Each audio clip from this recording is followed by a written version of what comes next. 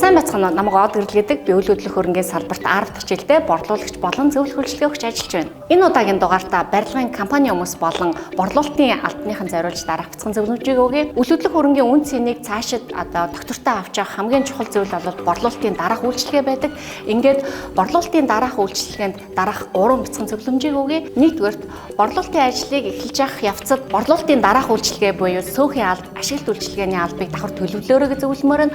Хоёрдугаарт ашиглалт үйлчлэгээний албаны арын албанд ажилладаг харуул хамгаалалт, цэвэрлэгээ үйлчлэгээний хүмүүс үйл хөдлөх хөрөнгөний анхан шатны мэдээллийг мэддэг байх шаардлагатай. Учир нь гаднаас ирж тухайн барилгыг худалдаж авахар сонирхож байгаа хүмүүс хамгийн анхны мэдээллийг дээр хүмүүсээс авдаг.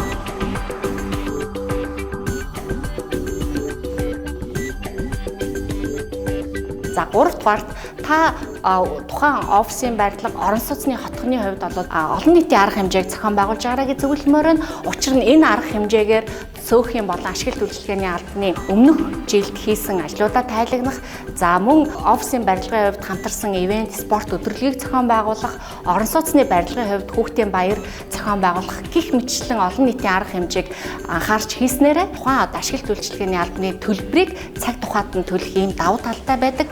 Ингээд үргэлж зөвлөдөг үнж хамтрагч Меско Од Гэрэлтэй байсанд баярлалаа. Танд амжилт хүсье.